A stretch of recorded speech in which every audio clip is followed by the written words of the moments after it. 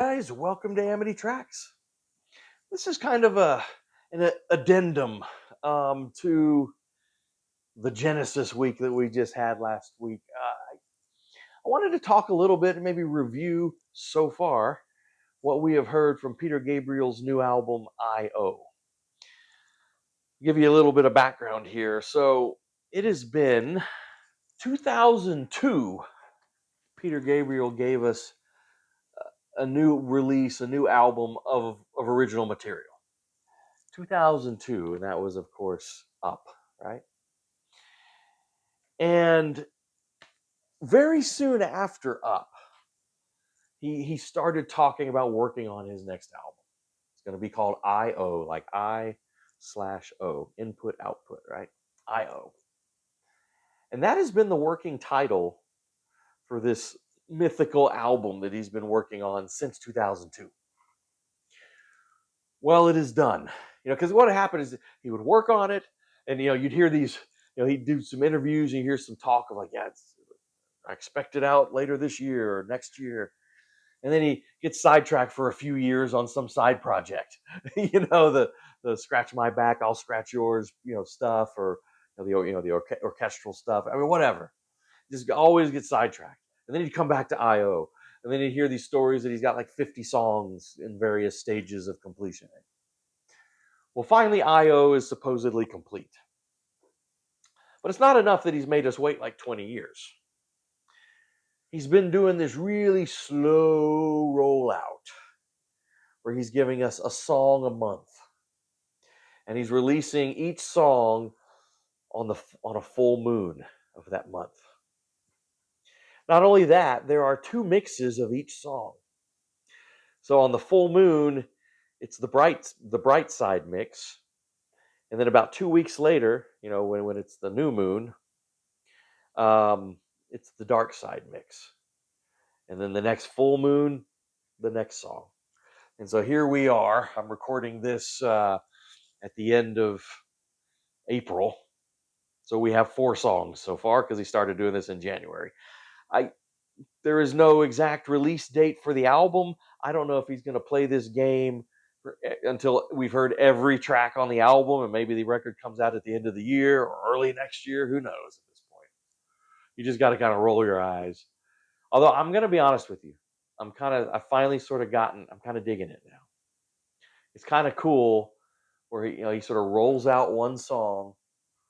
You can really kind of delve into that song, really, explore it. Because, you get a full album that's new, you kind of want to dive into all of it, and it can be sort of overwhelming. You overlook some stuff, but we've sort of gotten to know like each of these songs sort of 1 month at a time. And it'll be cool to hear what the final product will be. Now, is he gonna sort of mix the light side and the dark side mixes, or is it all going to be light side mixes, or all or bright side, or whatever he's calling it, all dark side mixes? Release 2 versions of the album, a bright side version and a dark side version. Um, who knows? Who knows? So, yeah, and I've listened to both mixes of each of the 4 songs that he's put out so far. I kind of prefer the dark side mixes. I wrote it down. This Chad Blake, I think, is the guy who's doing these dark side mixes, and then Mark Stent, maybe. I got bad handwriting. Is doing the bright side mixes. Overall, I'm kind of preferring the dark side mixes. I mean, they're not drastically different, but you just hear, if you listen to them back to back, it's kind of cool to do the comparison. You can, and again, you go on YouTube, and he's putting them all out on YouTube. You can go find them. And you can hear different textures and stuff.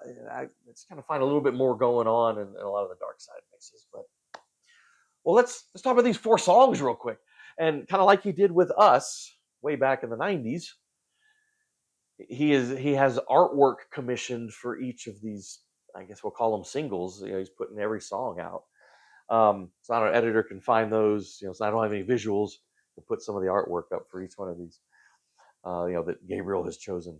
So the first, I'll try and go in order of when he released these songs. So the January song was the catchy title, Panopticon. It just rolls off the tongue, doesn't it? And here, I kind of took some notes here. Oh, because Gabriel is all, it's Peter Gabriel, right? So he also puts out a video, you know, along with each of the songs where he breaks it down, explains the song, and then just kind of gets philosophical about all kinds of stuff. Gabriel likes to overanalyze. But yeah, here's a quote about when he's just explaining Panopticon. He said, this was an effort to initiate the creation of an infinitely expandable, accessible data globe.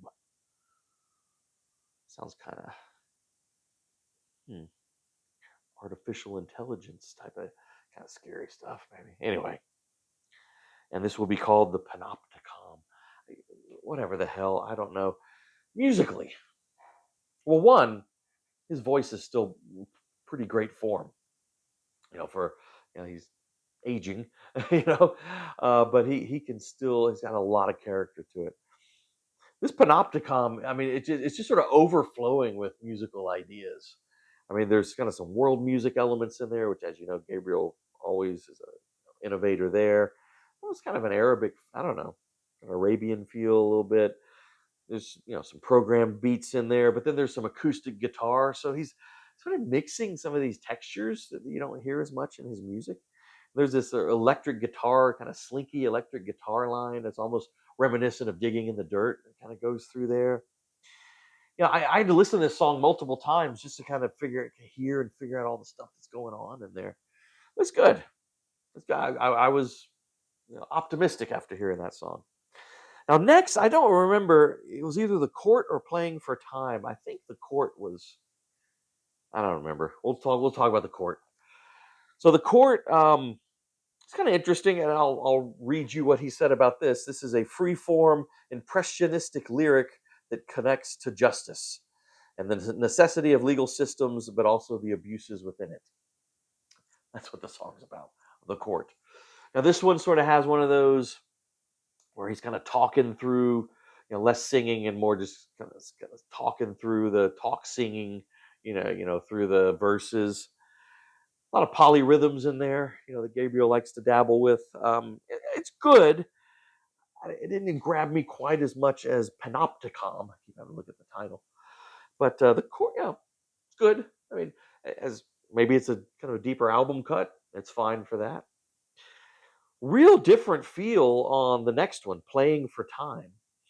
This is about a 6-minute song or so, and mostly piano and voice. It's real spare. Immediately you listen to it, it's like immediately what comes to mind is Randy Newman. It's so Randy Newman-ish. Just the melody, the piano melody, and some of the vocal melody. It's just it's basically vocal, piano, and strings through most of it. So very Randy Newman. Not till the last 2 minutes that you get some drums that come in and some other instruments, which is a nice kind of change in the song after about 4 minutes of this very beautiful but kind of piano ballad basically. And then the most recent one is the title track, I.O., which I love. Man, in a different era when this kind of music was still on the radio a lot. I mean, I think this could have been a single. This could have been a hit, especially with the chorus. The chorus is so catchy and just really, I think, a powerful chorus. Great lyrics, and yeah, I mean, really, I guess he's trying to sort of bring in what this whole album's themes are in this title track, right? This I/O, input, output, and sort of as he described it, living on or being a part of a living planet, right? And just this line he repeats in the song: stuff coming in, stuff going out, stuff coming in, stuff going, so input, output, and how you react and deal with the inputs and then what you put out into the world. And it's just interesting stuff. Interesting stuff. So, just gonna put my notes back here. I took some notes while I was listening to these things. I mean, so far so good. I think it's a little already with just 4 songs. It sounds a bit more eclectic than this was. I mean, this is one that you had to listen to many times. It's very dense and not user friendly, but you get some rewards off of this.